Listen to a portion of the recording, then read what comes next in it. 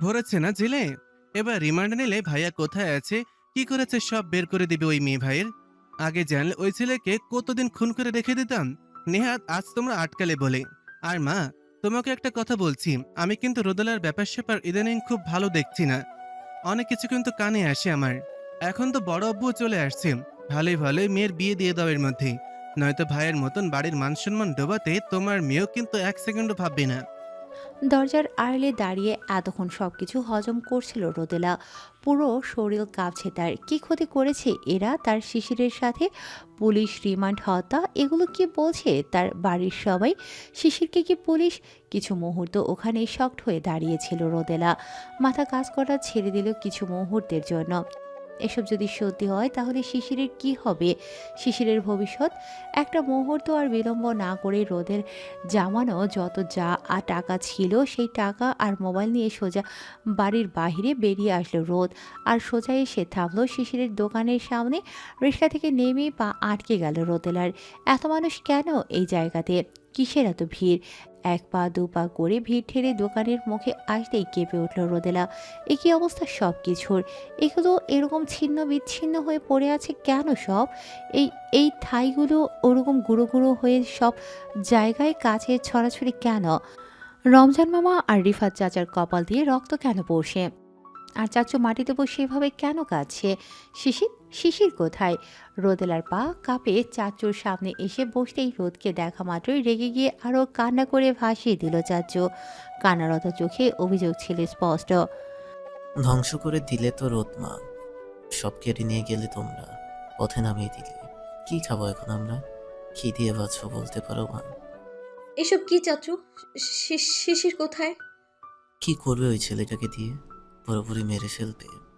তোমার ভাই তো আমার সব মান সম্মান নিয়ে চলে গেল, আর তুমি তুমি আমার পেটের খাবারটা নিয়ে চলে গেলে রোদমা। চাচুর সাথে এবার কান্নায় ভেঙে পড়ল রোদেলা। এসব কি বলছে চাচু? রোদ কেন তাদের পেটের খাবার কেড়ে নিতে যাবে? চাচু আর কথা বাড়ল না। পুড়ে যাওয়া ক্ষতের ছাই থেকেই খুঁজতে থাকলো কিছু ধ্বংসবেশ পাওয়া যায় কিনা। সবার কথা বলা বলিতে রোদ জানতে পারল শিশিরকে থানায় নিয়ে গিয়ে রাখা হয়েছে। হয়তো ওদের মন মতো কিছু তথ্য না পেলে এরপর তাকে জেলে নেওয়া হবে। একটা মুহূর্ত আর দাঁড়িয়ে থাকলো না রোদ। সোজা এসে দাঁড়ালো থানার সামনে। জীবনে প্রথম সেই থানার গণ্ডিতে পা রাখছে। কোথায় কী করতে হয়, কাকে কী বলতে হয় জানা নেই তার। তবুও সাহস করে ভেতরে ঢুকলো সে। থানার মানুষগুলো কীরকম বাঁকা চোখে তাকিয়ে আছে রোদের দিকে। ব্যাপারটা বেশ সংকোচের হলেও রোদ এদিক সেদিক ভিড়তে থাকলো শিশিরের খোঁজে। মূল ভবনের দিকে আসতেই একটু দূরে তার চোখ পড়ল দেয়ালের এক কিনারে দাঁড়িয়ে থাকা ছোট্ট পলাশের উপর। পলাশের কপাল ফেটে গিয়ে রক্ত জমা হয়েছে। দু চোখ দিয়ে অবিরত বয়ে যাচ্ছে নোনা জল। মনে হচ্ছে মনিবের এই দুর্বিষহ পরিস্থিতি বাচ্চাটাকেও পিষিয়ে মারছে। দৌড়ে পলাশের দিকে ছুটে আসতেই নিজের রোদ আপাকে দেখে কান্না ভেঙে পড়ল পলাশ। রোদ নিচে বসে পলাশের দুবাহু ধরে তাকে ঝাঁকিয়ে ঝাঁকিয়ে প্রশ্ন করতে থাকলো শিশির কোথায়? কোথায় নিয়ে গিয়ে রাখছে তারা তার শিশিরকে? ভাইয়েরে ওই পুলিশ লোকটা খুব মারছে আপা। ভাইয়ের অবস্থা ভালো না। মুখ দিয়া মেলা রক্ত পড়েছে। মুখ দিয়ে মেলা রক্ত পড়ছে। ভাইয়ের শরীর জখম বানায় দিছে লোকগুলা। তুমি কিছু করো রোদাপা। এমন মাইর খাইতে থাকলে তো ভাই আমার। পলাশ আর কিছু বলার আগেই পলাশের মুখ চেপে ধরল রোদেলা। সে থাকতে তার শিশিরের কিচ্ছু হতে দেবে না, সে কিচ্ছু না। সে ঢাল হয়ে দাঁড়াবে তার শিশিরের হয়ে। উঠে গিয়ে থানার ভেতরে আসলো রোদ। যেই পুলিশ দুটো শিশিরকে নিয়ে এসেছিল তাদের সাথে কথা বলে বলল সে শিশিরের সাথে দেখা করতে চায় আর্জেন্ট। পুলিশ দুটো রাজি তো হলোই না, বরং নানা মন্তব্য করে বিদায় করতে চাইল রোদকে। শেষে রোদ বাধ্য হয়ে বলল সে কর্নেল ওসমানের মেয়ে, আর তাকে তার বাবাই শিশিরের সাথে কথা বলার জন্য পাঠিয়েছে। বিশ্বাস না হলেও রোদকে অগ্রাহ্য করার সাহস হলো না তাদের। তারা রোদকে পারমিশন দিল ঠিকই, সাথে ফোন করে সবটা জানালো রোদের ভাইকে। একটা রুমের উপর বিধ্বস্ত হয়ে পড়ে আছে শিশির। মুখ দিয়ে এখনও চুইয়ে চুলিয়ে হালকা রক্ত পড়ছে তার। গায়ের শার্টটা তার গায়ে পরা নেই। সাদা গেঞ্জিতে রক্তের ছাপ স্পষ্ট। ফর্সা ফর্সা বাহুতে মোটা মোটা লাঠির মারের দাগ স্পষ্ট। সাথে পায়ের কাছেও ফুলে টনটন করছে তার। এই শরীরের দিকে তাকাতেই শিউরে উঠল রোদেলা। কি নির্মম অবস্থা বানিয়েছে এরা তার শিশিরের। গ্রিলে দু হাত ঠেকিয়ে ফুপিয়ে কাঁদতেই মাথা তুলে সামনে তাকালো শিশির। একই তার রোদরানী এখানে। অনেক কষ্টে দেয়াল ধরে দাঁড়িয়ে রোদের কাছে আসলো শিশির। এক হাত রাখলো রোদের এক হাতের ওপর, আরেক হাত বাড়িয়ে হাত রাখলো রোদের মাথার উপর। করুণ চাহনি ভরে শিশিরের চোখের দিকে তাকিয়ে অনুতাপ অপারগতা সব জাহির করল রোদেলা। শিশির বলল তার প্রিয়সীর সক্ষমতা কতটুকু। সে যে এই নরপিশাচদের ভয় ভুলে তার কাছে এসেছে, এটাই তো যথেষ্ট তার জন্য, তাই নয় কি? তুমি এখানে কেন আসছো রোদ? তোর বাড়িতে জানে? আমায় ক্ষমা করে দাও তুমি, সব আমার জন্যে, সব কিছুর জন্য আমিই দায়ী। রোদের চোখের পানিটা মুছে দিয়ে শিশির আহত কণ্ঠে বলল, একদম নিজেকে দায়ী ভাববে না রোদ। তুমি এখন আমার কথা শোনো। তুমি বাড়ি যাও, সব ঠিক হয়ে যাবে। আমি সব ঠিক করে দেব, প্রমিস করছি তোমাকে। আমি তোমাকে এভাবে রেখে কোথাও যাব না শিশির। মানুষ এতটা খারাপ আর জঘন্য কি করে হতে পারে? শিশির, শিশির তুমি ওদেরকে বলে দাও না ভাইয়ারা কোথায় আছে, তাহলে তো ওরা তোমায় ছেড়ে দেবে বলো। না রোদ, উজান আর হিয়া একসাথে অনেক ভালো আছে, ওদের ভালো থাকতে দাও। আমি তো বলছি সময় আসলে আমি সব বলবো। কিন্তু এভাবে পালিয়ে কতদিন বাঁচবে? তুমি না বলতে পারলে আমায় বলো, আমি বলি ওদেরকে। না রোদ, একদম না। যখন সময় আসবে আমি সবাইকে সবটা বলবো। তুমি একবারেই কিছু করতে যাবে না। তো এখন আমার কথা শোনো, তুমি বাড়ি যাবে এখন, গিয়ে চুপচাপ থাকবে। এদিকে কে কি করলো না করলো তোমাকে ভাবতে হবে না। এখনো ভাববো না বলছো? এত কিছু হয়ে যাবার পরেও বলছো চুপ করে থাকতে। তুমি কি চাইছো? উজানের হিয়া ওখানে ভালো থাক আর তুমি এখানে? আর আমি কোথায় যাব সেটাও বলে দাও তাহলে। তুমি তোমার বোনের কথা ভাবছো আর আমার ভবিষ্যৎ, আমার ভালো থাকা।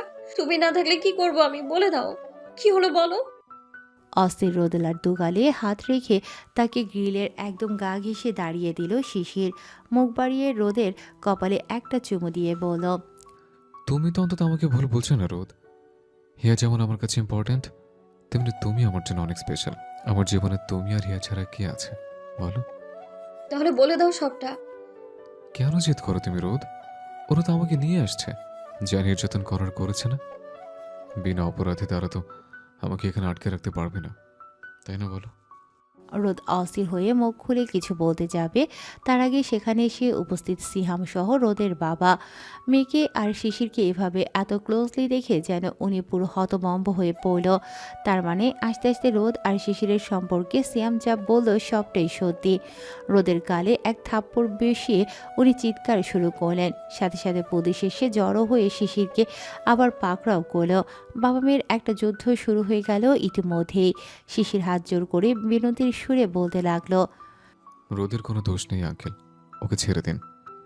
কিন্তু রোদের আব্বু শুনল না। টেনে হিস্ট্রে রোদকে নিয়ে আসলো বাড়িতে। শুরু করলো মেয়ের উপর মানসিক নির্যাতন। শাহরিয়ার বাড়িতে বইতে শুরু করলো এক অনাকাঙ্ক্ষিত ঝড়ের তাণ্ডব। রোদও কম জেদি মেয়ে না। বাড়ির সব কিছু তছনছ করে ভেঙে ফেললো সব কিছু। অনেক দিন অনেক সহ্য করেছে সে, কিন্তু আর না। শুরু করলো নিজেকে আঘাত। অশান্ত রোদকে থামাতে বেগ পেতে হলো বাড়ির সবার। শিশিরকে এভাবে নির্যাতন করার জন্য যে তাদের মেয়ে এতটা ভায়োলেন্ট হয়ে যাবে, এটা তারা কল্পনাও করতে পারেনি। সন্ধ্যার আজান পেরিয়ে আকাশে তখন আলো অন্ধকারের আবছায় দেখা মিলছে। নিজের রুমে বন্ধি রোদেলা ছটফট করে মরছে তার নির্যাতিত প্রেমিকের জন্য। কি করে দেবে সে মুক্তি শিশিরকে? কি করে বাঁচাবে সে শিশিরের ভবিষ্যৎটাকে? এভাবে জেলে গেলে তো কোনোদিন আর শিশির সরকারি চাকরি পেয়ে উঠবে না। কি হবে তখন শিশিরের সব স্বপ্নগুলোর? শিশির বাঁচতে পারবে তো সেই স্বপ্নগুলো ছাড়া? মন্দ চাইছে ছুটে যাই, দৌড়ে যাই, উড়ে চলে গিয়ে বাঁচিয়ে আনুক সে শিশিরকে। কিন্তু কিভাবে? সব ক্ষমতা তো সেই নরপশুগুলোর হাতে। কে শুনবে তার ভেতরে চিৎকার? রোদের এই অসহায়ত্বের সুযোগ নিতে একটুও ভুল করল না তার ভাই সিয়াম, সাথে তার পরিবার। রোদের সামনে এনে রাখলো এমনই একটি প্রস্তাব যেটার একটা গ্রহণ করা মানে অন্যটায় জ্বলে গিয়ে গিয়ে পুড়ে মরা। সিয়াম ভিডিও অন করে দেখালো একটা পুলিশগুলো কীরকম অমানবিক পার্শ্বনিক নির্যাতন চালিয়ে যাচ্ছে শিশিরের উপর। কীরকম একটার পর একটা মার এসে বিচ্ছে শিশিরের শরীরে। সেই মারের আঘাতে কীরকম করে কেঁপে উঠছে তার শিশির। এসব কি সিয়াম? তোরা কি মানুষ না, জানোয়ার তোরা? রোদের গাল চেপে ধরল সিয়াম, অগ্নিদৃষ্টি ছুড়ে বলল, খুব মুখ চলে না তোর ইদানিং? সাহস কত আমাদের ফাঁকে দিয়ে নিজের আশিককে বাঁচাতে যাস? নির্লজ্জ কোথাকায়। তাও ভালো, নির্লজ্জ পশু তো আর না। রোদ শোন, তোকে ভালোই ভালোই একটা প্রস্তাব দিচ্ছি, মন দিয়ে শোন।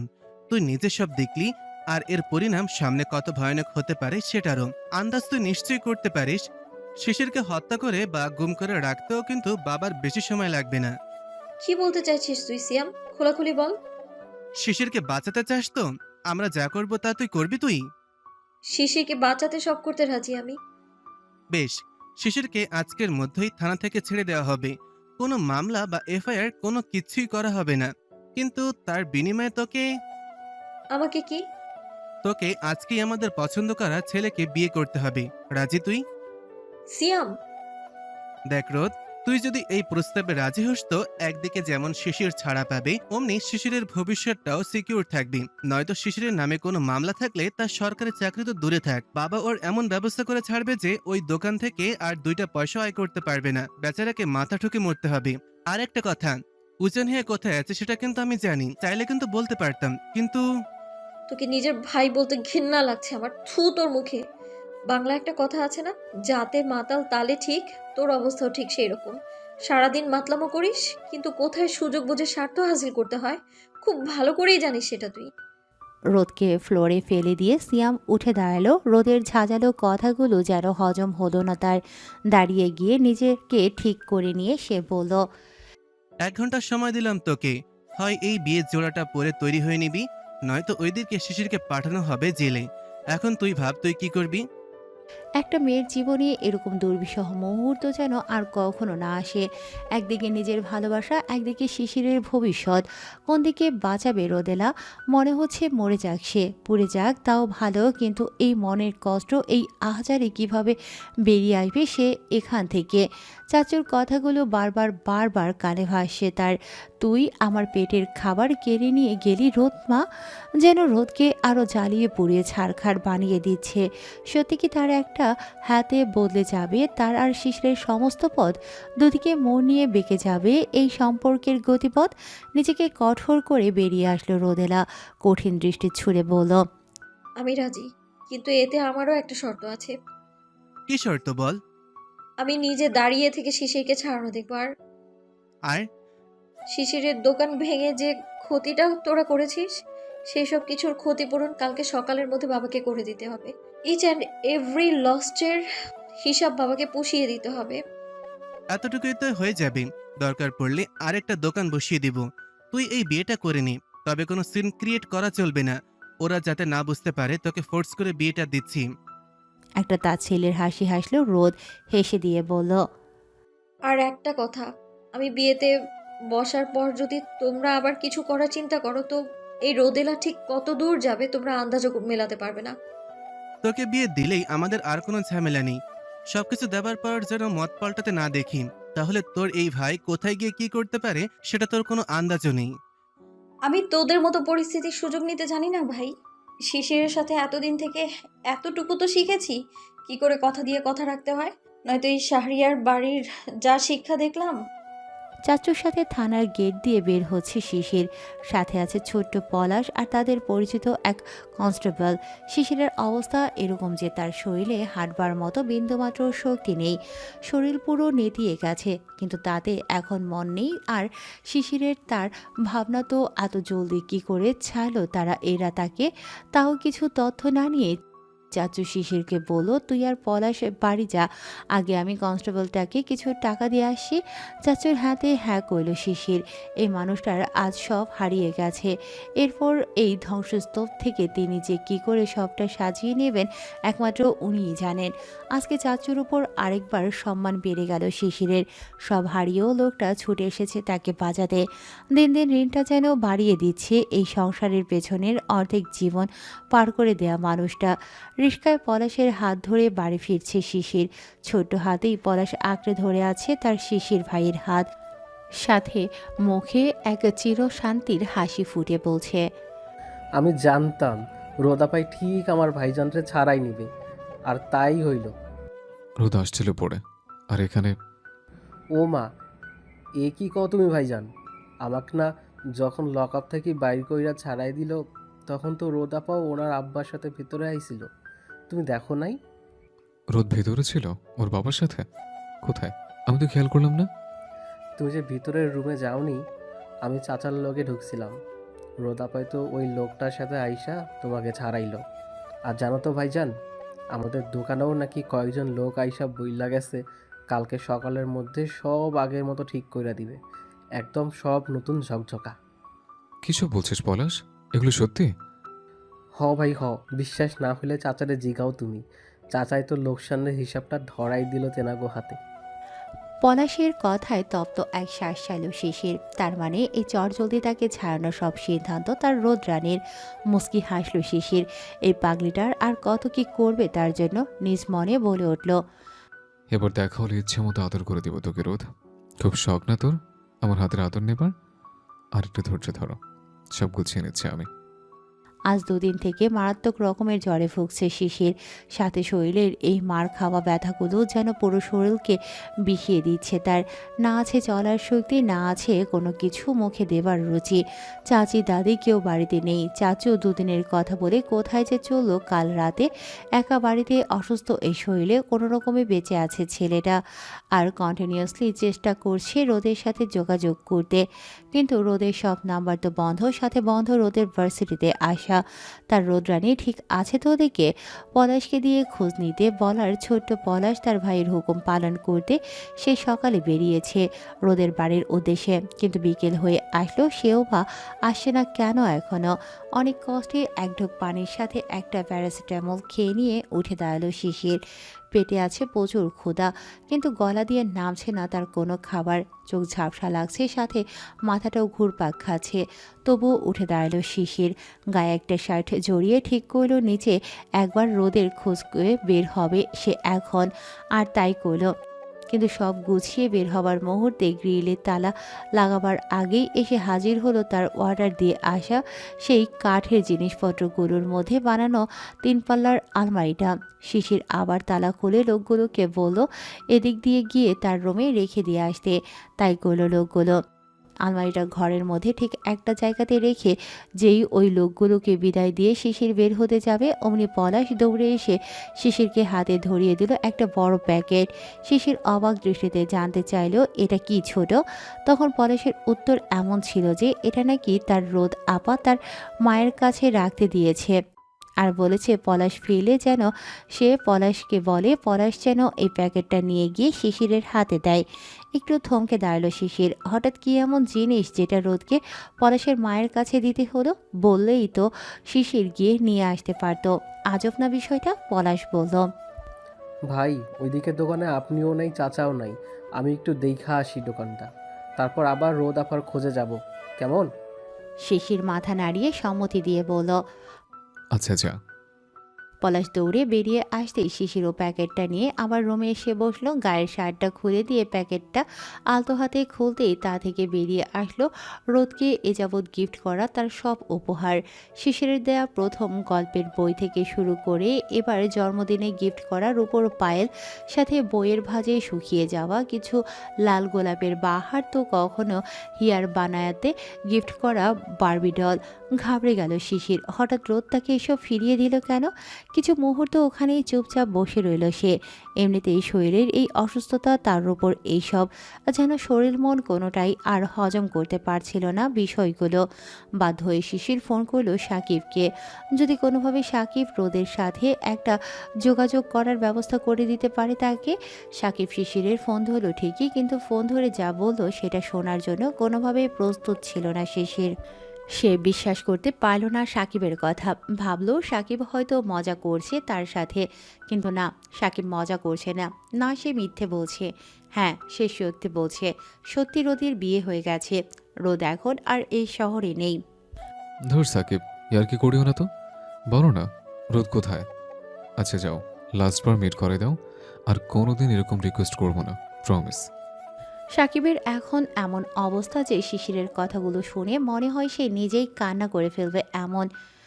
আমি কোনো ইয়ার্কি করছি না শিশির, যা বলছি পুরোটাই সত্যি। কি সত্যি? হ্যাঁ, কোনটা সত্যি? তুমি আমাকে বিশ্বাস করতে বলছো রোদেলা আমাকে রে কন্যা ছেলে কি বিয়ে? অসম্ভব সাকিব, তুমি আমাকে খুন করলে আমি বিশ্বাস করবো না। সাকিবের হাজারবার বলার পরও শিশির কথাটা বিশ্বাস করতে পারল না। সে এখনো ভাবছে সবাই ভুল বলছে, রোদ তাকে রেখে অন্য কাউকে বিয়ে করবে অসম্ভব।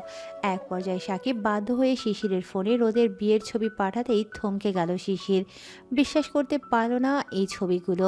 লাল বেনারসি পরে তার রোদ বিয়ে করছে অন্য এক পুরুষকে। মাথা, মন, মস্তিষ্ক, শরীর কিছুতেই হজম করতে পারল না বিষয়টা। নতুন আলমারিটার দিকে চোখ পড়তেই তরতর করে কাঁপতে শুরু করলো শিশির। এটা তো তার রোদ রানীর জন্য বানিয়েছে সে। রোদ কি দেখবে না জিনিসটা তার মন মতো হয়েছে কিনা? রোদ না থাকলে এই নতুন জিনিসপত্র নতুন তৈরি বাড়িতে কাকে নিয়ে থাকবে সে সেখানে এখন? আর ভাবতে পারল না শিশির। অসাড় হতে থাকলো তার পুরো শরীর, জমে গিয়ে বরফের মতো স্থির হলেও শরীরের সব শিরা উপশিরা, সব নিউরন কাজ করা ছেড়ে দিল তার। হৃৎপিণ্ড হারিয়ে ফেলল তার ছন্দের গতি। বেলা করে ঘুম থেকে উঠেও উজানের বায়নাতে নাস্তানাবুদ অবস্থা হিয়ার। মেয়েরা না পারছে উজানের বেষ্টন থেকে নিজেকে মুক্ত করতে, না পারছে তাকে জড়িয়ে রাখা মানুষটাকে দুটো কথা বলতে। কি করছো উজান? ছাড়ো না। আগে একটু আদর দাও, তারপর। কখনোই না। আদরের বাহানা বানিয়ে বেলা 10টা পর্যন্ত শুয়ে রাখছো আমাকে, এখন আবার ওসব। আচ্ছা, একটা কিস দাও, সেটাও না করবে? করব। আরে আমার কাঁতকুতো লাগছে তো উজান, দেখো রান্না বাকি, গোসল বাকি, খাওয়া বাকি। আর আজ না তোমার বিকেলে কাউন্টারে যাবার কথা ছিল টিকিট কাটতে, যাবে না? নাকি এখনো এখানে আরো কিছুদিন থাকার ইচ্ছে আছে তোমার শুনি? আমার তো ইচ্ছে করে সারা জীবন এভাবে একা একা আপনাকে নিয়ে থাকি ম্যাডাম। কোনো কোলাহল থাকবে না, সবকিছু নীরব আর শিথিল থাকবে, আর সাথে থাকবো আমরা দুজন। হ্যাঁ ওই করো। তারপর একদিন যখন এভাবে থাকতে থাকতে আমাকে একঘেয়েমি মনে হবে, তখন তো ছুঁড়ে ফেলে দেবে আমাকে, জানি তো সব। কপট রাগ দেখিয়ে উজান বলল, একটা মারবো, ভুলেও মুখে এসব আজে বাজে কথা আনবে না। লাস্ট বারের মতো বলে দিলাম কিন্তু হিয়া। দেখি এদিকে ঘুরো, জলদি কিস করো তো, ক্ষুধা লাগছে খুব। তোমার ওই সিগারেট খাওয়া ঠোঁটে এই হিয়া জিন্দেগিতেও কিস করবে না। যাও গিয়ে ব্রাশ করে কুলি করে এসো। ইস কি বাজে স্মেল। সিগারেটটা খেতে আর দিলে কোথায়? কেড়ে নিয়ে তো ছুঁড়ে ফেলে দিলে, ইডিয়াট। হিয়া একটা ভেঙচি কেটে তাকে জড়িয়ে রাখা উজানের হাত দুটো ছাড়িয়ে যেই এক পা নামিয়ে সামনে যাবে, অমনি উজান হিয়াকে আবার লেপটে নিয়ে শুরু করে তাদের প্রেম বিলাস। হিয়া তো এরকম অবস্থা যে সে বেচারি না তার প্রেমিক পুরুষকে থামাতে পারে, না পারে এই অবলীল প্রেম লীলায় নিজেকে ভাসিয়ে দেওয়া থেকে বিরত রাখতে। হিয়াকে ইচ্ছে মতো গায়ের সর্বশক্তি দিয়ে জড়িয়ে ধরে হিয়ার ঠোরজোড়া নিজের দখলে নিয়ে সেগুলো সর্বস্ব গ্রাস করার অন্তিম মুহূর্তে হঠাৎই কলিং বেলের লাগাতার শব্দে কেঁপে ওঠে দুজনে। এই অবেলায় কে আসলো হঠাৎ? হিয়া হাফ ছেড়ে শ্বাস টেনে নিজেকে স্বাভাবিক করলেও কপালে একরাশ বিরক্তির রেখা ফুটে উঠল উজানের। কত সুন্দর একটা মোমেন্ট বিল্ড আপ হচ্ছিল, আর কোন হতছাড়া এসে যে সেটার এক বালতি পানি ঢেলে দিল কে জানে। হিয়া মুচকি হেসে গায়ের ওনাটা ঠিক করে নিতে নিতে বলল, গিয়ে দরজাটা খুলবেন না? মানুষগুলো ওভাবে বাহিরে দাঁড়িয়ে থাকবে শুনি। ওজান একটা ভ্রু পাকিয়ে শার্টের বোতামগুলো লাগাতে লাগাতে ডাইনিংয়ে এসে দরজা খুলতে পুরো থমকে দাঁড়ালো। যেন নিজের চোখকে বিশ্বাস করতে পারল না সে কিছুতেই। তার মা, সাথে রোদের বাবা, আর তাদের সাথে এই মুহূর্তে উপস্থিত হিয়ার চাচু। কিছু সময় নীরব দর্শকের ভূমিকাতে নিজেকে জাহির করলেও পর মুহূর্তে নিজেকে স্বাভাবিক করে উজানোর মাকে উদ্দেশ্য করে বলল ভেতরে আসতে। উজানের মা সহ বাকি দুজন ভেতরে আসতেই হিয়া কে আসছে উজান? বলে বাহিরের রুমে পা রাখতেই থমকে দাঁড়িয়ে পড়ল। একটা ধাক্কা খেলো যেন মেয়েটা। 1 মিনিট আগেও তো উজান বা হিয়া কেউ কল্পনা করেনি তাদের বাড়িতে কে আসতে পারে। উজানের মা কান্না ভেজা চোখে উজানের শরীরে হাত বুলিয়ে দিলেন। মায়ের এই অসহায় মূর্ছে যাওয়া মুখের দিকে তাকাতেই বুকটা কেঁপে উঠল উজানের। মার শরীরের এরকম কাহিল অবস্থা কেন? মাকে নিজের যত্ন নেবার কথা ভুলে গেছে? চাচু এসে হিয়ার মাথায় হাত রাখতে নীরব অশ্রু ঝরে পড়ে, ভিজিয়ে দিল হিয়ার সারা মুখ। এদিকে চাচুর দিকে তাকাতেও শিউরে উঠছে হিয়া। এরকম শুকিয়ে গেছে কেন চাচু? খোঁচা খোঁচা দাড়িগুলোতে আগে এত সাদা দেখতে লাগতো না। বয়সের তুলনায় আজকে চাচুকে এত বৃদ্ধ মনে হচ্ছে কেন হিয়ার? এটা কি সময়ের দোষ নাকি কোনো ভয়ানক মানসিক পরিস্থিতির চিহ্ন? রুমে কোনো বসতে দেওয়ার মতো জায়গা ছিল না, শুধু ছিল একটা উঁচু টুল আর একটা চেয়ার। উজান সোফার একটা সেট কিনতে চেয়েছিল, কিন্তু হিয়া বাধা দিয়েছিল, বলেছিল, থাকবই আর কতদিন এখানে? রংপুরে গিয়েই না হয় সবটা গোছাবো আবার। হিয়ার চাচুকে বসতে অনুরোধ করলেও চাচু বিরতির সুরে বললেন, আপনি বসুন, কথা বলুন আপনাদের ছেলের সাথে। আমি বরং ও ঘরে হিয়ার সাথে কথা বলে আসি। বাসবী মাথা নাড়িয়ে সম্মতি দিতেই চাচু হিয়াকে নিয়ে শোবার ঘরে এসে বিছানায় বসলেন। হিয়াকে ডেকে বললেন। মা, এক গ্লাস পানি খাওয়াবি? হিয়া দ্রুত পায়ে চাচুর জন্য পানি এনে দিল। চাচু পরিতৃপ্তি সহকারে পানিটা খেয়ে নিয়ে হিয়াকে হাতের ইশারায় বললেন পাশে বসতে।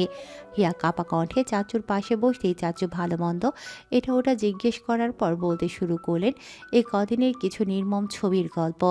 বললেন হিয়ার এই একটা সিদ্ধান্ত, এই একটা ছেলে মানুষই কেমন করে বিষিয়ে দিয়েছে তার শিশির ভাইয়ের জীবন। তবে চাচু যতটুকু বললেন তার আড়ালে ছিল আরও অব্যক্ত অনেক গল্প, যেগুলো উনি হিয়াকে বলতে চাইলেন না, কারণ বললেই হিয়াকে এখান থেকে স্বাভাবিকভাবে নিয়ে যাওয়াটা সহজ হতো না। তোমরা আমাকে আগে এসব জানাওনি কেন চাচু? ভাইয়া ওখানে এত অসুস্থ আর আমাকে ফোনে বলে কিনা সব ঠিক আছে। কিভাবে ভাইয়া আমাকে?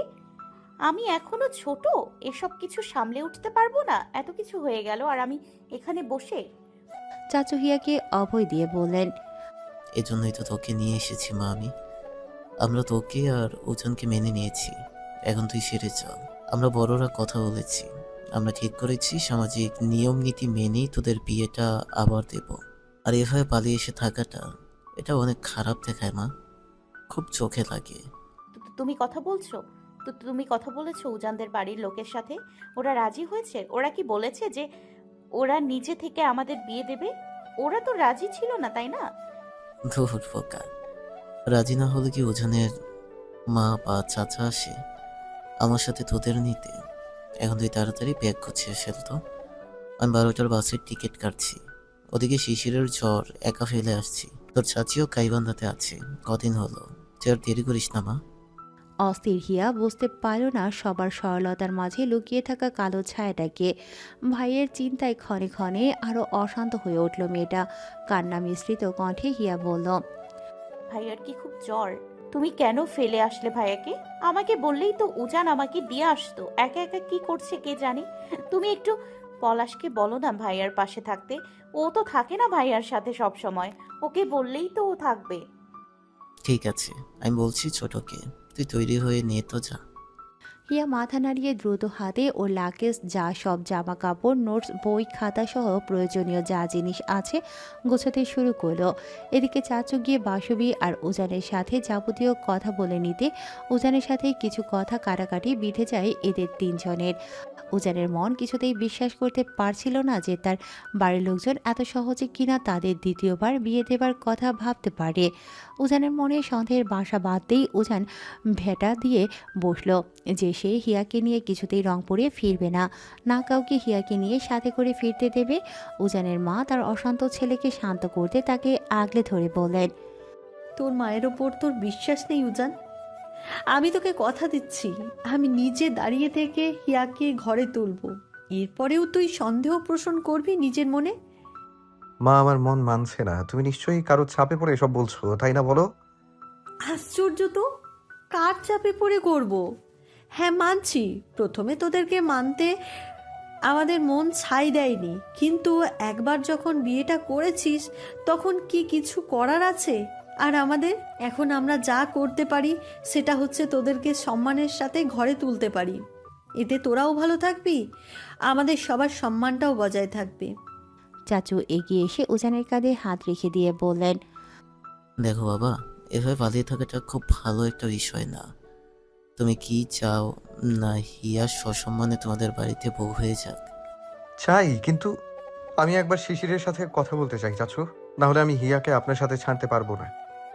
শিশির অসুস্থ বাবা, না হলে তো ও নিচে আসতো। আর আমি হিয়ার চাচ্ছ এসেছি, তাতেও তুমি সন্দেহ করছো? এটা কি আমাকে বা তোমার মাকে অপমান করা হচ্ছে না উজান? কিন্তু চাচু। কোনো কিন্তু না, যা বলছি তা শোনো। এতদিন অনেক পালিয়ে গা ঢাকা দিয়ে থেকেছ, এখন বড়রা যেভাবে বলছে সেভাবে কাজ করো। আর তোমার মা যখন নিজে তোমাকে কথা দিচ্ছে উনি হিয়াকে নিজে দাঁড়িয়ে গ্রহণ করবে, এরপরও তুমি তাকে ফিরিয়ে দেবে। আর এমন তো না যে তোমরা ছোট, আমরা তোমাদের ধরে বেঁধে রাখতে পারবো। আর শরীয়ত মতের সাথে আইনগতভাবে হিয়া এখন তোমার সত্যি কিছু করতে গেলে তো আমরাই বিপদে পড়বো। একটু ঠান্ডা মাথায় বিষয়টা ভাবো। ঠিক আছে, আমি আগে হিয়ার সাথে কথা বলবো এই বিষয়ে, তারপর যা হবার হবে। উজান কারো কথাতে গ্রাহ্য না করে দ্রুত হিয়ার কাছে আসতেই দেখতে পায় হিয়ার ব্যাগ গুছিয়ে নেওয়া শেষ। সে এখন ব্যাগের চেন লাগিয়ে সেটাকে লক করতে ব্যস্ত। উজানকে দেখা মাত্র হিয়া ব্যাগে চেন লাগাতে লাগাতে বলল, তুমি কথা বললে চাচ্চুর সাথে? ভাইয়ার অবস্থা খুব খারাপ উজান। এরকম কেউ করে তুমি বলো? আমাকে না বলুক, তোমাকে তো অন্তত বলতে পারতো তার শরীর খারাপের কথা। আচ্ছা শোনো, আমি তোমার ব্যাগও গুছিয়ে দিয়েছি, তুমি যাবে না পরে। মা যে এসে বললো তখন। উজান রুমের দরজা লাগিয়ে এসে হিয়ার বাহু শক্ত করে চেপে ধরে হিয়াকে নিজের দিকে ঘুরিয়ে নিয়ে রাগ মিশ্রিত কণ্ঠে বলল, তুমি কি এতই অবুঝ হিয়া? বুঝতে পারছো না এদের চালাকি? এরা আমাদের ভুল বুঝিয়ে দূরে করে দিতে চাইছে, একটু বুঝো। হিয়া মৃদু হেসে দিয়ে বলল, কি যে বলো না তুমি উজান, এটাও কি সম্ভব? মা আপনাকে ছুঁয়ে কথা দিয়ে বলল সে আমাকে নিজে দাঁড়িয়ে গ্রহণ করে ঘরে তুলবে, এরপরেও তুমি সন্দেহ করছো? উজান হিয়ার বাহু আরো শক্ত করে চেপে ধরে বলল, হ্যাঁ, সন্দেহ করছি, কারণ আমি জানি আমার মা কখন সত্য বলতে পারে আর কখন মিথ্যা। বাড়িতে এরকম অনেক পরিস্থিতি হয় যার চাপে পড়ে মাকে আমি অনেকবার মিথ্যা বলতে দেখেছি। তাই আজকে উনি আমার মা হবার পরও আমি তাদেরকে ঠিক বিশ্বাস করতে পারছি না হিয়া। হিয়া শান্ত কণ্ঠে উজানকে বুঝিয়ে বলল, তোমার মাথা খারাপ হয়ে আছে উজান। মারা কখনো মিথ্যা বলে না, তারা সবসময় তাদের সন্তানদের ভালো চায়। আর প্রশ্ন এখানে সেটাও না, প্রশ্ন হচ্ছে শিশির ভাই অসুস্থ, আমাদের এখন তার পাশে থাকা উচিত। শিশির যে সত্যি অসুস্থ এটা তোমাকে কে বলল? আশ্চর্য তো, চাচ্চু আমাকে মিথ্যা বলতে যাবে কেন? আর সত্যি যদি ভাইয়া অসুস্থ হয়ে থাকে তখন পারবে তুমি নিজেকে ক্ষমা করতে? উজান হিয়ার দুগালে হাত জড়িয়ে বলল, শিশির আমার ফোন তুলছে না হিয়া। তাই জন্য তো আমার বেশি ভয় হচ্ছে উজান। যদি তোমার ভয়টাই সত্যি হয় তাহলে তারা ওদিকে ভাইয়ার কি ক্ষতি করতে পারে একবার ভেবে দেখেছো তুমি? আমি এত কিছু বুঝি না হিয়া। তার উপর রোদের বাবা, উনি কেন এসেছে সবার সাথে? আমার ওনার আশা একদম পছন্দ হয়নি। চাচা আসতে বলো, শুনবে তো। তোমার না নিজের চাচা হয়? বাড়িতে আসলে এরকম করে কেউ? বাড়িতে আসলে এরকম করে কেউ কথা বলে? বলে, কারণ আমার ওই লোকটাকে ছোট থেকেই পছন্দ না। হিয়া উজানের হাত দুটো মুঠো করে ধরে নিয়ে বলল, উজান, আমি আইনত তোমার স্ত্রী, এদের কারো ক্ষমতা নেই আমাকে তোমার থেকে আলাদা করবার। কিন্তু আমার খুব ভয় হচ্ছে হিয়া, মনে হচ্ছে আমি তোমাকে হারিয়ে ফেলবো। ধুর বোকা, এত সহজ নাকি কাউকে হারিয়ে ফেলা? তাহলে এতকাল দুজন দুজনকে আমরা কি করে ভালোবেসে আসলাম বলো দেখি? আমি যাই তোমার সাথে। যাবই তো, একটু আগা পিছা হবে, কিন্তু একটা জায়গায় গিয়েই তো থামবো বলো? চাচ্চুর তো বাস ছাড়া পোষাবে না বলো, আর তোমার বাড়ির লোকজন তো ফ্লাইটে। উজানের মন এত কিছু হবার পরও মানতে চাইল না। হিয়া উজানের অস্থিরতা উপলব্ধি করে উজানকে জড়িয়ে ধরল, তার দুহাত আগলে ভরসা দিয়ে বলল, ভয় নেই উজান, আমি আছি তোমার সাথে। ফোন সাথে রাখবা সব সময়, আমি কল করব। ঠিক আছে। আর শিশিরের সাথে কথা হলে বলবা যেন ইমিডিয়েট আমার সাথে কন্ট্যাক্ট করে। আর ওখানে গিয়ে আমাকে ভুলে যাবা না। তুমি না সত্যি বাসে করে ফিরতে আমার রাত হয়ে যাবে, আর তুমি সন্ধ্যার ফ্লাইটে উঠলে আমার আগেই রংপুরে পৌঁছে যাবা পাগল। মনে হচ্ছে যেন আর রংপুর ফিরবে না তুমি। উজানের মন মানতে চাইল না, কিন্তু নিজের মাকেই বা অবিশ্বাস করে সে কি করে? তার উপর হিয়ার চাচু তো অভয় দিয়ে বলছে সব ঠিক হবে, তাহলে এত ভয় হচ্ছে কেন তার? এমন না যে হিয়ার মনের মাঝে কোনো ভয় হচ্ছে না, হিয়ার মনের মাঝেও ঝড় বইছে, এক অন্যরকম আগমনী বার্তাবিহীন ঝড়। কিন্তু ওদিকে শিশির ভাইকে কি করে একা ফেলে হিয়া এখানে নিশ্চিন্তে থাকবে? হিয়াকে নিয়ে বেরিয়ে আসলো চাচু, তবে চাচুকে দিয়ে উজান কথা দিয়ে নিল সে যেন রংপুরে ফিরে তার হাত দিয়ে হিয়াকে পাশে পায়। চাচু মানুষটা এতটাই সরল যে উনি ওখানে উজানকে জড়িয়ে কেঁদে দিলেন, বললেন, হিয়া যদি তোমার জন্যই লেখা থাকে হিয়া তোমারই হবে উজান। চাচুর কথায় আরও মনটা বিষিয়ে গেল উজানের। কেন মনে হচ্ছে এই দূরত্ব কিছু সময়ের না, এই দূরত্বের পরিসীমা অনেক গভীর আর বিস্তৃত হবে, যার সীমা গিয়ে অসীমে ঠেকবে, যার গভীরতার কাছে হার মানতে বাধ্য হবে কৃষ্ণ গহ্বরের ঢাকা কালো অন্ধকার। রাত তখন 8টার কিছু পর। গাড়ি এসে উপস্থিত বাস টার্মিনালে। হিয়াকে নামিয়ে চাচু আবার ফিরবে গাইবান্ধার পথে। তাই সব ব্যাগপত্র নামিয়ে উনি হিয়াকে নিয়ে রিস্কা খুঁজতে গিয়ে বললেন কিছু কথা, যেগুলো অন্তর্নিহিত মনে ছিল গভীরতার থেকেও আরো গভীর। তুমি এখন বাড়ি না গিয়ে আবার গাইবান্ধা যাবে চাচ্চু? হ্যাঁ মা, তোর চাচি হঠাৎ করে অসুস্থ হয়ে পড়লো। বাসে তোকে বললাম না তখন? আমাকে এখন জরুরি তলব করছে, না গেলে হয় বল? হ্যাঁ তা তো যাবেই, কিন্তু তুমি তো তাহলে গাইবান্ধাতেই নামতে পারতে। শুধু শুধু আবার আমাকে নামিয়ে দিতে রংপুরে কেন আসলে? দূর পাগলি, তা বললে হয়? রাস্তায় কিছু হয়ে গেলে তখন? এই 1-2 ঘন্টার রাস্তায় তেমন কিছু হতো না চাচ্চু। আচ্ছা বেশ, আর বকাবকি করতে হবে না। তোকে আমি রিক্সায় তুলে দিয়ে দিচ্ছি, তুই যেতে পারবি তো? এটুকুনি রাস্তা। হুম হুম, বুঝেছি। ইয়ামা, একটা কথা বলি? হ্যাঁ বলো না। যদি মনে হয় আমি তোকে কখনো মিথ্যা বলেছি, জানবি সেটা তোরা শিশিরের ভালোর জন্যই বলেছি, তোদের ঠকাতে না। কি মিথ্যা বলেছে চাচু? শিশিরের অবস্থা ভালো নেই মা, নিজের কথা তো অনেক ভেবেছিস। এবার একটু ছেলেটার ভবিষ্যৎ, তার ভালো থাকা এসব নিয়ে ভাব। আমি কিছু বুঝতে পারছি না চাচু, আসার আগেও তো তুমি অন্য কিছু বলেছিলে, তাহলে এখন কেন? বাড়িতে যা, শিশিরের সাথে কথা বল, তুই নিজে সব বুঝতে পারবি। তুই বড় হয়েছিস মা, এখন আর ছোট নেই, দায়িত্ব নিতে শেখ, কেমন? হিয়া শুধু মাথা নাড়িয়ে দিল, কি বুঝলে না বুঝলো তার জানা নেই। চাচু হিয়াকে রিস্কায় তুলে দিয়ে আবার গাইবান্ধার বাস ধরে উল্টো পথে রওনা দিলেন। এদিকে অটোরিস্কার জোরালো গতিতে 5 মিনিটের মধ্যে হিয়া এসে পৌঁছলো বাড়িতে। রিস্কা ভাড়া দিতে হলো না তাকে চাচু দিয়ে দিয়েছিল রিস্কা ঠিক করে দেবার সময়। হিয়া শুধু নিজের ব্যাগটুকু তুলে নিয়ে সদর দরজা পেরিয়ে বাড়ির দরজায় এসে দাঁড়ালো। চাচু কথাগুলো শোনার পর থেকে একটা অদ্ভুত ভয় কাজ করতে শুরু করেছিল হিয়ার মাঝে। এতক্ষণ বাসেও তো চাচুকে দেখে স্বাভাবিক লাগলো, তাহলে হঠাৎ নেমেই কি এমন হলো ওনার? উজানের সাথে কথা হয়েছে বগুড়ার মাঝামাঝি থাকাকালীন। এরপর উজান ফোন দিয়েছিল একবার পীরগঞ্জের মাথায়। হিয়া শুধু বলেছিল সে ঠিক আছে, তাকে নিয়ে আর বেশি চিন্তা না করতে। এরপর এই 2-2.5 ঘন্টায় আর কথা হয়নি হিয়ার সাথে উজানের। নেমে ফোন করতে বলেছিল উজান, কিন্তু চাচুর কথাগুলো শোনার পর হিয়ার সেই হুঁশটা ছিল না যে একটা ফোন করে সে জানাবে সে পৌঁছেছে কিনা। বাড়ির মুখে আসতেই হিয়া দেখতে পেল গ্রিলের তালা খোলা, সাথে তালার সাথে গেটে ঝুলছে চাবি। দুবার ভাইয়া বলে ডাক দিল হিয়া, কিন্তু ভেতর ঘর থেকে কোনো আওয়াজ মিলল না। কপালে ভাঁজ পড়ল হিয়ার, দরজা এভাবে খোলা অথচ ভাইয়াকে ডাকছি, ভাইয়া শুনছে না কেন? লাগেজ হাতে দরজা লাগিয়ে ডাইনিং পেরিয়ে রুমে আসলো হিয়া। ব্যাগটা চেয়ারের সাইডে রেখে শিশিরের রুমের দিকে পা বাড়াতে দেখলো রুমটা ঘুটঘুটে অন্ধকার হয়ে আছে কেমন দেখে। ভাইয়া বলে ডাকতে ডাকতে রুমের লাইট জ্বালালো মেয়েটা, আর যেই লাইট জ্বালিয়ে পেছন ফিরতে যাবে অমনি ফ্লোরের ওপর পড়ে থাকা শিশিরের দিকে চোখ পড়তেই আতকে উঠে এক পা পিছিয়ে আসলো হিয়া। দৌড়ে ছুটে এসে ভাইয়াকে ধরতেই হিয়া দেখতে পেল পুরো ফ্লোর জুড়ে রক্তের ছড়াছড়ি। ভয় পেয়ে ধপাস করে সেই রক্ত ভেজা ফ্লোরের উপর ওভাবে বসে পড়ল হিয়া। শিশিরকে ভালো করে পরখ করে দেখতে পেল শরীরে তার জায়গায় জায়গায় আঘাতের গভীর চিহ্ন। মনে হচ্ছে কোনো হায়না তার ক্ষুধার্ত পেটের জ্বালা মেটাতে ঝাঁপিয়ে পড়েছিল তার ভাইয়ের উপর।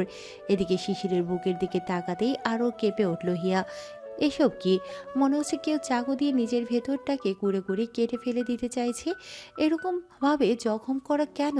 শিশিরের মাথার কাছে একটা রক্তমাখা চাকু পড়ে থাকতে দেখে হিয়ার বুঝতে বাকি থাকলো না এটা শিশির নিজে হাতে নিজেকে আঘাত করেছে। কিন্তু কেন? নিজেকে স্বাভাবিক করতে অনেক সময় নিল হিয়া। আশেপাশে চোখ বুলাতে গিয়ে দেখলো সেই প্যাকেট ভর্তি উপহারের পসরা, যেগুলো দেখে বুঝতে বাকি রইল না এগুলো কার ফেরত দেয়া উপহার। কাপা হাতে শিশিরের ফোনটা হাতে নিয়ে অন করতেই আরও কেঁপে গিয়ে নিজের শরীর ছেড়ে দিল হিয়া। ফোন স্ক্রিনে জল করছে তার রোদাপুর বিয়ের কিছু ছবি, যেগুলো মেনে নেওয়া ছিল তার পক্ষেও অসম্ভব। হিয়ার আর বুঝতে বাকি রইল না তার চাচুর বলা কথাগুলোর অন্তর্নিহিত মানে। হিয়ার বুঝতে বাকি রইল না তার জন্য তার ভাইয়ের সহ্য করা প্রত্যেকটা আঘাতের গভীরতা ঠিক কতটা। ভয়ে হিয়ার আত্মা শুকিয়ে একাকার, এত রক্ত, এত আঘাত। শিশির ঠিক আছে তো? অজ্ঞানরত শিশিরের পালস চেক করে হিয়া বুঝতে চাইল শিশিরের শরীরের অবস্থা। কোনো বিপদ হয়নি তো তার ভাইয়ের? যদি শিশিরের কিছু একটা, না, এর বেশি ভাবতে পারল না হিয়া। শিশিরের চোখে মুখে পানি ছিটিয়ে দিয়ে বারবার তাকে ঝাঁকিয়ে বলতে শুরু করলো, ভাই ওঠ না ভাই, একটু চোখ খোল না, দেখ না তাকিয়ে কে আসছে তোকে দেখতে। কিন্তু শিশির উঠল না। ঘাবড়ে গিয়ে বাহিরে বেরিয়ে আসলো হিয়া। কার কাছে সাহায্য চাইবে এখন সে? পাশে সালেহা খালার বাড়ি গিয়ে সালেহা কালা, সালেহা কালা। বলে গলা ছেড়ে চিৎকার করতে দৌড়ে ছুটে আসলো সালেহা খালা। কান্নারত হিয়ার অবস্থা দেখে ভয় পেয়ে উঠলেন উনি। কি হয়েছে হিয়ার? এরকম করে ডাকছে কেন মেয়েটা? হিয়া হাঁপাতে হাঁপাতে বলল, সালেহা কালা, সালেহা কালা চলো না একটু বাড়িতে, ভাইয়া না ওখানে। আর বলতে পারল না হিয়া। সালেহা আপা সহ বাড়িতে আসতেই শিশিরের দিকে চোখ পড়তেই কেঁপে উঠলেন সালেহা আপা। একই অবস্থা শিশিরের। সালেহা আপা জলদি ওনার বড় ছেলেকে ডেকে পাঠিয়ে বললেন দ্রুত শিশিরকে নিয়ে হসপিটালে শিফট করতে, সাথে উনিও যাবেন না হয়। শিশিরকে নিয়ে ক্লিনিকে ভর্তি হতেই ডক্টর শিশিরের অবস্থা বিবেচনা করে বললেন দ্রুত ওটি করতে হবে। পেশেন্টের মাথা ফেটে গিয়েছে, সেলাই দিতে হবে ইমিডিয়েটে। আর সেই সাথে চাকু দিয়ে বুকে আঘাত করার ফলে ছিঁড়ে গিয়েছে কিছু শিরা উপশিরা, যেগুলো এখনই অপারেট না করলে শিশিরকে বাঁচানো সম্ভব হবে না। আর হয়তো অপারেশনের খরচ হিসেবে তারা ধরিয়ে দিল হিয়ার হাতে একটা 60,000 টাকার রিসিপ্ট, যার পুরোটা এখন না দিতে হলেও অর্ধেক না দেওয়া অবধি অপারেশন শুরু করা সম্ভব হবে না বলে জানিয়ে দিল স্পষ্ট। বিপাকে পড়ে গেল হিয়া। এখন কোথায় পাবে সেই টাকা? 7-5 না ভেবে চাচুকে ফোন করলো হিয়া, কিন্তু তখনকার মতো এখনও চাচু ফোন তুলল না। পর মুহূর্তে হিয়া ফোন করলো উজানকে, কিন্তু উজানের নাম্বার তো এখনও বন্ধ যাচ্ছে। এখন হঠাৎই ছোট্ট পলাশ দৌড়ে আসলো হিয়ার কাছে। ভাইজানের এই অবস্থা শুনে আর ঠিক থাকতে পারেনি বাচ্চাটা।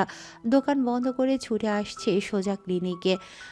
আমি তো বিকালবেলা ভাইজানরে ভালো দেখলাম হিয়া বাবু, এর মধ্যে ভাইয়ের কি হইল? আর তুমি কই ছিলা এতদিন? জানো না ভাইয়ার উপর দিয়ে কি কি ঝড় বইছে? কেন আহো নাই তুমি তখন? কিসের ঝড় পলাশ? কিসের কি সব বলছিস তুই?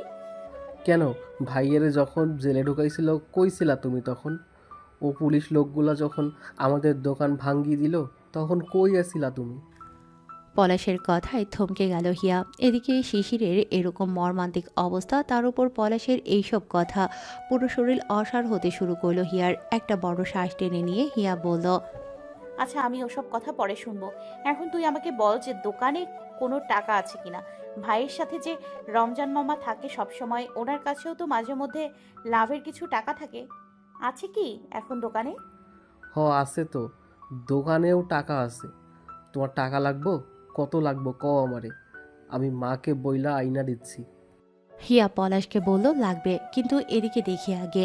দোকান আর রমজান মামার থেকে 20,000-এর মতো টাকা তুলে হিয়া ডক্টরদের বলল যত তাড়াতাড়ি হয় ওটির ব্যবস্থা করুন, আমি এক্ষুনি আর 10 এনে দিচ্ছি আপনাদেরকে। সালেহা আপার অনুরোধে ডক্টররা রাজি হলেন ঠিকই, কিন্তু বললেন রাতের মধ্যে বাকি 10 জমা করে দিয়ে টেক কাউন্টারে।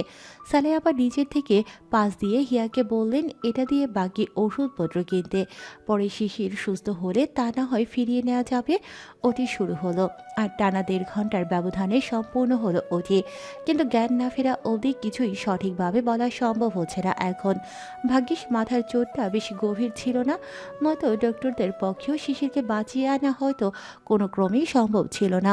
সালেহা আপা হিয়ার থেকে বিদায় নিয়ে বাড়িতে আসলেন। বললেন বাড়িতে ওনার মেয়ে অসুস্থ, সাথে ছোট নাতি, উনি না থাকলে হবে না। হিয়া সালেহা আপাকে কৃতজ্ঞতা দিয়ে বললেন, আপনি এতক্ষণ অবধি যা করেছেন আমার জন্য এটাই অনেক খালা, আপনি বাড়ি যান এখন। হিয়াকে ভালো কিছুর আশ্বাস দিয়ে বাড়িতে আসলেন সালেহা আপা। ক্লিনিকে এখন শুধু হিয়া আর পলাশ। তখন থেকে উপর নিচে ওঠানামা করতে করতে হিয়া ক্লান্ত, শরীরে যেন চলার আর বিন্দুমাত্র শক্তি নেই তার। শিশিরকে ওটি থেকে কেবিনে শিফট করা হচ্ছে। কিছু সময় বাদে হিয়া তার সাথে দেখা করতে পারবে। নিজের ক্লান্ত বিধ্বস্ত শরীরটা চেয়ারে বসে ছেড়ে দিল হিয়া। একটু চারপাশের পরিবেশটা শান্ত হতেই হিয়া চাচুকে ট্রাই করলো আবার, কিন্তু এবারও চাচু ফোন তুললেন না। ওদিকে যে চাচির অবস্থাও ভালো না। চাচি ঠিক আছে তো? এবার আবারও উজানকে ট্রাই করলো হিয়া, কিন্তু আশ্চর্য হলেও উজানের নাম্বার এখনো বন্ধ। একটা দীর্ঘশ্বাস টেনে চেয়ারে হেলান দিয়ে চোখটা বন্ধ করলো হিয়া। তপ্ত এক শ্বাস টেনে নিজ মনে বলল, কোথায় তুমি উজান? এখনো কি রংপুরে আসোনি তুমি? রাত 11টা পার হচ্ছে, এখনো কি আসতে পারোনি তুমি? তোমার না সন্ধ্যার ফ্লাইটে আসার কথা ছিল? হঠাৎই চিন্তার গভীরে হারিয়ে যেতে পলাশের কথাগুলো মনে পড়ল হিয়ার। আচ্ছা, পলাশ তখন কি বললো ওইসব? থানা, জেল, পুলিশ, কি হয়েছিল এর মধ্যে যে পলাশকে ডেকে নিয়ে হিয়া বলল তখন তার বলা কথাগুলো কি মানে? কি বলতে চাইছিল পলাশ তখন? হিয়ার অনুমতিতে পলাশ বলল কিছুদিন আগের সেই নির্মম দিনটার কথা।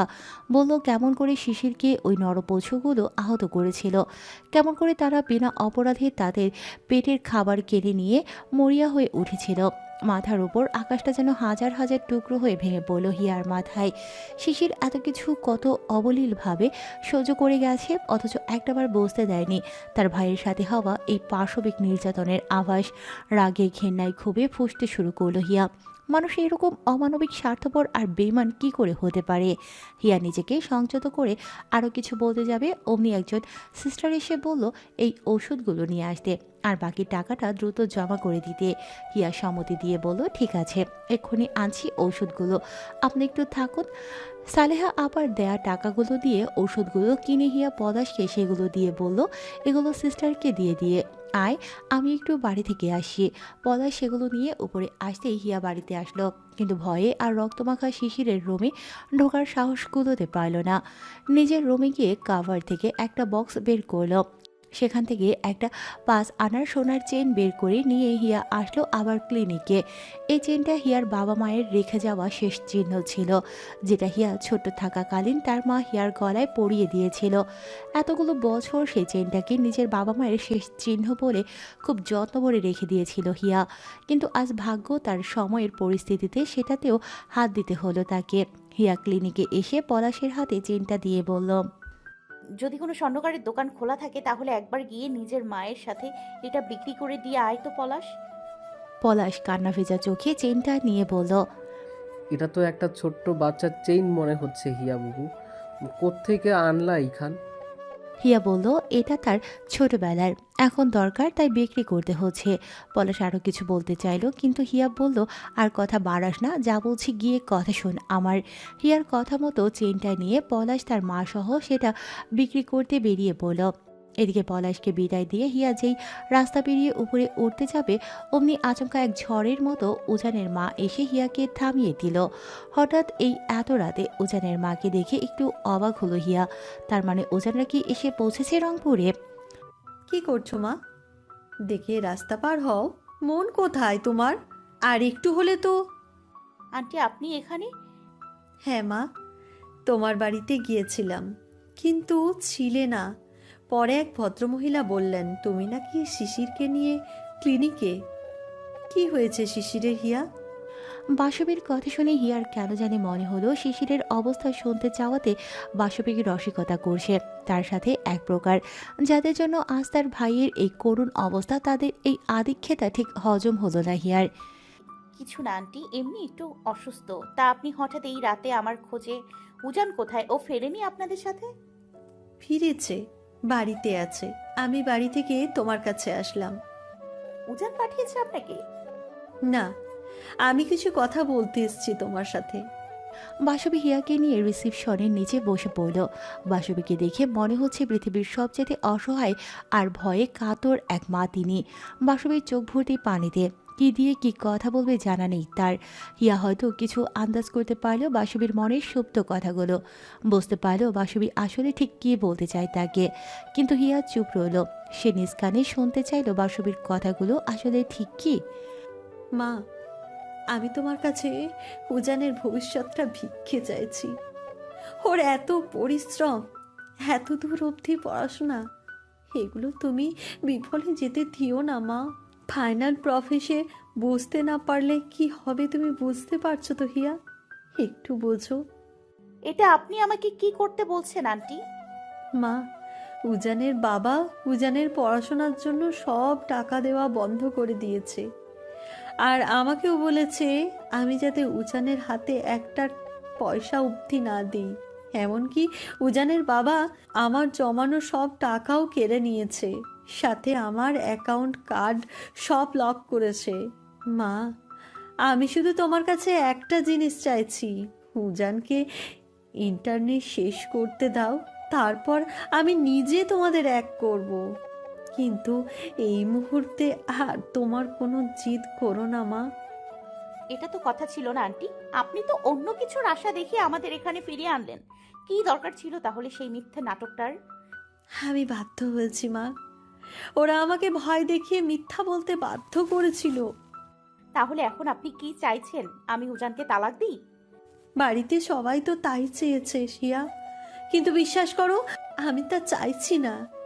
আমি তো জানি, এতটুকু তো এতদিনে বুঝে গিয়েছি, আমার ছেলে ভালো থাকা শুধুমাত্র তোমাকে ঘিরে। আমি শুধু চাইছি আমার অ্যাডমিশন আর উজানের এমবিবিএসটা শেষ হওয়া অবধি তোমরা আলাদা থাকো, এমনভাবে থাকো যেন কিচ্ছু হয়নি। তোমরা তোমাদের ক্যারিয়ারটা গুছাও, তারপর না হয় অন্য কিছু ভাবো। আমি উজানের থেকে আলাদা থাকলে উজানের বাবা উজানের পড়াশোনার সব খরচ দিতে রাজি হবে আন্টি? তখনও তো আমি আর উজান একটা সম্পর্কে আবদ্ধ থাকবো, তাই না? তাহলে বাসবী নিজের চোখ দুটো মুছে নিয়ে বললেন, তার জন্যই তো ওনারা চাইছে ডিভোর্স। আমি কি ঠিক করছি জানো? আমি একটা মিথ্যে ডিভোর্স পেপার সাজিয়েছি, সেটা তাদেরকে দিয়ে বলবো তোমরা এখন আলাদা। এরপর উজানকে এমবিবিএসটা শেষ হতেই তোমরা না হয় আবার। একটা তাচ্ছিল্যের হাসি টেনে হিয়া বলল, আমার কি মনে হয় জানেন আন্টি, এই সম্পর্কটা এখানেই শেষ করে দেওয়াটাই সবার জন্য সব দিক থেকে উত্তম। উজান এমবিবিএস শেষ করে বড় ডক্টর হবে, আমিও অ্যাডমিশন দিয়ে একটা কোথাও ভর্তি হলাম, কিন্তু আমার ভাইয়া, তার জীবনে তো একটা দাগ বসিয়ে দিলেন আপনারা। তার কি হবে আন্টি? বলতে বলতে কান্নায় ভেঙে পড়ল হিয়া। কাঁদতে কাঁদতে অভিযোগের সুরে হিয়া বলল, শেষে গিয়ে সবাই ভালো থাকবে, আপনার ছেলেও ডক্টর হবে, কিন্তু আমরা, আমার ভাই, তার ভবিষ্যৎ, তাকে পুলিশ ধরিয়ে দিয়ে থানায় রেখে এত নির্যাতনের কি খুব দরকার ছিল আন্টি? আপনাদের বিবেকে বাঁধেনি? দোষটা কার ছিল, আমার ভাইয়ার না আমার? আপনার ছেলে আমাকে নিয়ে বিয়ে করেছে, আমি তাকে বলিনি এত জলদি বিয়ে করতে। তার জেদ, তার রাগ, সে আমাকে বিয়ে করলো। আর এখন আপনি আসছেন তার হয়ে কথা বলতে। ওদিকে আমার ভাই হসপিটালের বেডে শুয়ে বাঁচা মরার জন্য লড়াই করে যাচ্ছে। আমার ভাই আন্টি সে, আমার বাবা মা নেই, সে নিজে আমাকে নিজের সন্তানের মতো মানুষ করে বড় করেছে, আর আপনি বলছেন তাকে ভুলে গিয়ে নিজেদের ভবিষ্যৎ সাজাতে? এত সহজ আন্টি? হিয়া মা, তুমি আন্টি, আপনি বাসায় যান, গিয়ে উজানকে বোঝান সে যেন আমাকে ছেড়ে দেয়। এই সম্পর্ক থাকা মানে আরো জটিল হওয়া। আমি আপনাকে কথা দিচ্ছি আমি আর উজানের রাস্তাতে আসবো না, কিন্তু আপনার ছেলেও যেন আমার পেছনে আর না আসে। তুমি অভিমান করছো হিয়া, আমি জানি তোমার রাগ হচ্ছে, কিন্তু এভাবে না আন্টি, কোনো অভিমান, রাগ, অভিযোগ কিচ্ছু হচ্ছে না আমার।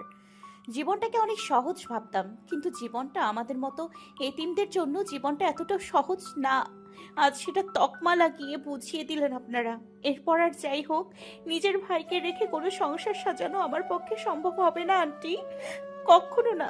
যাই হোক আন্টি, ভাইয়া আমার অপেক্ষায় আছে, আমি আসছি। শিশিরের অবস্থা কি খুব খারাপ মা?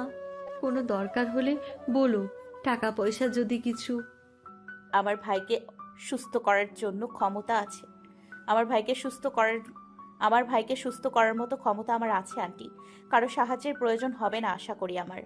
এখানে থেকে আমার ক্ষতটা আর ভরিয়ে তুলবেন না আন্টি, আপনি এখন ফিরে যান। রাত তখন 2:30টার কাটা ছুঁই ছুঁই। শিশিরের কেবিনে শিশিরের বেডের পাশে শুয়েই সেই রাত থেকে কেটে যাচ্ছে হিয়া। কেন জ্ঞান ফিরছে না শিশিরের এখনো? কেন শিশির এখনো তাকিয়ে দেখছে না তার এই ছোট্ট পরীর মতো বোনটাকে?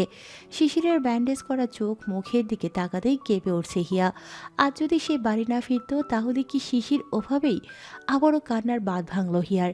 শিশিরের হাতটা জাপটে ধরে হিয়া বলল, আমাকে ক্ষমা করে দে না ভাই, আজ আমার একটা ভুলের জন্য তোকে, ছোট থেকে বড় হয়েছি, কোনোদিন একটা আঘাত আসতে দিসনি তুই আমার উপর। আর আমি তোকে একটা জাহান্নামে রেখে গিয়ে ওইদিকে নিজের সুখের এক সংসার সাজাতে ঘৃণা হচ্ছে আজ নিজের উপর আবার। আমি কবে এতটা স্বার্থপর হয়ে গেলাম ভাই? ও ভাই, ওঠ না একটু, দেখ না আমাকে। আমি তোকে কথা দিচ্ছি, আমি আর যাব না উজান স্যারের কাছে, বলবো না আর উজান স্যারের কথা। আমরা আগে যেমন বাড়িতে থাকতাম ওভাবেই থাকবো এখন থেকে, বিশ্বাস কর ভাইয়া। ভাইয়া ওঠ না ভাইয়া, আমার খুব ভয় হচ্ছে ভাইয়া, এই হসপিটালে একা থাকতে আমার ভয় হচ্ছে খুব। তুই তো কোনোদিন আমাকে রাতে একা বের হতে দিসনি, কিন্তু আজ দেখ আমি একা একাই মাঝরাতে বাড়ি থেকে আসলাম। যদি রাস্তায় কিছু হয়ে যেত আমার, কে নিরাপত্তা দিত আমাকে? ভাইয়া ওই শিশির ওঠ না, শিশির ওঠ ভাই, আমি দুপুর থেকে কিচ্ছু খাইনি, আমার ক্ষুধা লাগছে ভাই, তুই খাইয়ে দিবি না আমাকে? আমার যে পেট ডাকছে, শুনবি তুই? তাহলে চোখ খোলাকে, ওরা তোকে খুব মেরেছে তাই না ভাই, খুব আঘাত করেছে তা? এখন এখন তো আমি আমি আমি এসে গেছি, আমি এখন কিছুতেই তোর কোনো ক্ষতি করতে দেব না, তোর তোর ঢাল হয়ে থাকবো আমি। এরপরেও তুই উঠবি না ভাইয়া, ওঠ না শিশির। হিয়ার কান্নার শব্দে পলাশ দৌড়ে ছুটে এসে হিয়াকে জড়িয়ে ধরল। হিয়ার মাথায় হাত বুলিয়ে বলল, আর কান্দিস না বুবু, ভাই উঠবে তো দেখিস। তুই আর কান্দিস না, ভাইকে ঘুমোতে দে, সকাল হইলেই ভাই উঠে যাবে বুবু, তুই আর কান্দিস না। নিজের রুমের এদিক থেকে সেদিক পায়চারি করছে উজান। কেন জানি বাসবের কথাগুলো কিছুতেই বিশ্বাস হচ্ছে না তার। মনে হচ্ছে কিছু একটা লুকিয়ে যাচ্ছে তার মা, সাথে তার বাড়ির লোকজন, কিন্তু কি? নিজের অশান্ত মনকে সামলাতে পারল না উজান। আবার এই রাতে ডেকে নিয়ে আসলো তার মাকে সে। আবারও শুনতে চাইলো হিয়ার সাথে গিয়ে উনি আসলে ঠিক কী কথা বলে আসলেন। কি আবার বলবো উজান, তোদের কবে কি করব সেই বিষয়ে কথা বলতেই তো আমি। মা, আমার সাথে মিথ্যা না। তোমার এসব কথা বলারই থাকলে রাত 12টার সময় তুমি নিশ্চয়ই হিয়ার কাছে যেতে না। রাত কি আর দিন, বলতে হতো তাই বলে আসলাম। তাই? রোদ কোথায়? আসছি থেকে ওকে দেখছি না কেন? ওকে গিয়ে এক্ষুনি বলো উজান ডাকছে ওকে। রোদকে দিয়ে কি করবি এখন?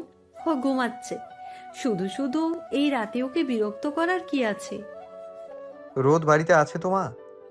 না থাকবে না কেন, না থেকে কোথায় যাবে আর? মা কি লুকাচ্ছ তোমরা? রোদ আসলে কোথায়? রোদেলা ও শ্বশুর বাড়িতে। কি দরকার তোমার এখন রোদকে শুনি? শ্বশুর বাড়িতে মানে? আমরা রোদের বিয়ে দিয়ে দিয়েছি একটা যোগ্য ওয়েল এডুকেটেড ছেলের সাথে, কোনো অনাথ বা ভিখারির সাথে না। এসব চাচি কি বলছে মা? রোদকে তোমরা কি করে? আমি আগেই বুঝেছিলাম তোমার এ সবই চালাকি, কিন্তু আফসোস হিয়াকে সেটা বোঝাতে পারলাম না। এটা এত সরল যে সে তোমাদের সব কথা চোখ বন্ধ করে বিশ্বাস করে নিল, আর তোমরা ছি মা। উজান, আমি ইচ্ছা করে তোকে মিথ্যে বলিনি, আমি বাধ্য হয়ে। উজান নিজের ওয়ালেটটা বিছানা থেকে তুলে নিয়ে রুম থেকে বেরিয়ে আসতেই ধরবে, অমনি উজানের বাবা এসে উজানের সামনে দাঁড়িয়ে যায়। একটা বস্তির মেয়ের জন্য নিজের বাবা মাকে তুমি তুচ্ছ করছো উজান। একটা কথা মনে রাখবা, আজ যদি তুমি বাড়ি থেকে বের হও, আমি কিন্তু তোমার সব হাত খরচ, ইভেন তোমার সব পড়াশোনার খরচ বন্ধ করে দেব। উজান নিজের বাবার দিকে আঙুল তুলে নিয়ে বলল, খুব টাকার অহংকার না আপনার? আপনার টাকা আপনি নিজের পকেটেই রাখুন। দরকার পড়লে শিশিরের মতো দোকান দিয়ে বসবো, কিন্তু আপনার টাকার দিকে চোখ তুলেও তাকাবো না। আমার দিকে আঙ্গুল তুলে কথা বলছো তুমি? শিশিরের তো অভ্যাস আছে, ছোট থেকে সে ওভাবেই মানুষ। কিন্তু তুমি পারবে নিজের বিলাসিতা কাটিয়ে ফুটপাতের বাচ্চাদের মতো লাইফ লিড করতে? জীবনটা এত সহজ না যতটা তুমি ভাবছো। হবে হয়তো। আর একটা কথা, হিয়া কোনো বস্তির মেয়ে না, সেই বাড়ির বড় ছেলের বউ। তাই তাকে সেই সম্মানটুকু দিয়ে কথা বলবেন, না হলে আপনাদেরকেও সম্মান করতে ভুলে যাবে এই উজান শাহরিয়ার। বাড়ির সবাইকে অগ্রাহ্য করে উজান বেরিয়ে আসলো বাড়ি থেকে। বাইক নিয়ে যে হিয়ার কাছে আসবে, রাগে ক্ষোভে সেই বাইকের চাবিটাও উজানের থেকে ছিনিয়ে নিল তার বাবা। কথা বাড়ালো না উজান, বাধ্য হয়ে বেরিয়ে আসলো শূন্য রাস্তায়। রাতের গভীরতা নেমে গিয়েছে, চারপাশে সবাই ঘুমিয়ে পড়েছে। না আছে কোনো রিক্সা, না খোলা কোনো দোকানপাট। হাঁটতে ভয় করলেও যতদূর পারা যায় পায়ে হেঁটে হিয়ার বাড়িতে এসে পৌঁছালো উজান। কিন্তু এ কি, দরজায় তালা কেন?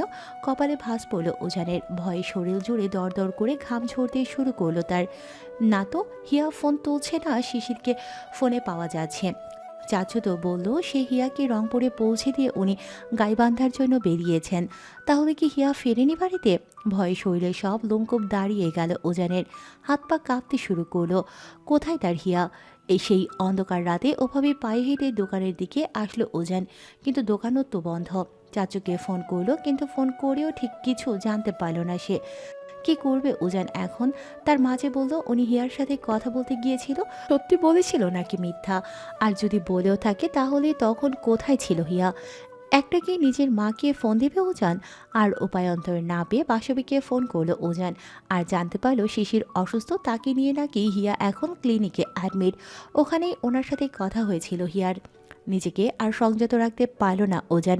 তাহলে কি শিশির সত্যি খুব অসুস্থ? চাচু তাহলে ঠিকই বলেছিল তখন, কিন্তু কি এমন অসুস্থ যে হিয়াকে শেষমেশ শিশিরকে ক্লিনিকে অ্যাডমিট করাতে হলো? মাথা কাজ করা ছেড়ে দিল ওজানের। কি হচ্ছে সকাল থেকে এসব ভাবতেই রাগ উঠল তার। কেন হিয়া শুনল না তার কথা? কেন বুঝতে চাইল না সবার এই চাটুকারিতা? সেই 1 ঘন্টা পায়ে হেঁটে সে পৌঁছালো ধাপ রোডে। ঘড়িতে তখন 4টা পার হচ্ছে। ফজরের আজানের মধুর ধ্বনি কানে ভাসছে। পুরো রাস্তা শুনশান। সোডিয়াম লাইটের আলোয় রাস্তাটা বেশ আলোকিতই মনে হচ্ছে। এত দূর অবধি হেঁটে এসে উজানের অবস্থা পুরো বেহাল। পুরো শরীর দিয়ে ঘাম ঝরছে, মনে হচ্ছে কোনো পুকুর থেকে ডুব দিয়ে আসলো সে। তেষ্টা তো পেয়েছে খুব। তেষ্টার গলা মুখ বুক শুকিয়ে পুরো কাঠ হয়ে আছে। তার উপর সে নিজেও কোনো খাবার পেটে দেয়নি। খিদায় পেটে ব্যথা দিচ্ছে তার, সাথে ব্যথা করছে পায়ের গোড়ালিগুলো। মনে হচ্ছে জুতাগুলো খুলে ফেলে দিক সে, কিন্তু না, এখন এসব দেখলে হবে না। তাকে আগে যে করেই হোক হিয়ার কাছে পৌঁছতে হবে তার। রাস্তায় একটা কল থেকে থেমে দাঁড়ালো উজান। যাক, একটু তো পানি পাওয়া যাবে। কল চেপে হাত মুঠো করে পানি খেলো তা থেকে ছেলেটা, সাথে চোখে মুখেও পানি ছিটিয়ে দিল অনেকটা। পেটের ক্ষুধা না মিটলেও তেষ্টা তো অনেকটা কমে আসলো। যাক, এখন একটু জোর দিয়ে হাঁটা যাবে আবার। রিসেপশনে এসে জোরে জোরে শ্বাস ফেলে উজান জিজ্ঞেস করলো শিশিরের কেবিনের কথা। এক সিস্টার এসে উজানকে দেখিয়ে দিল শিশিরের কেবিন।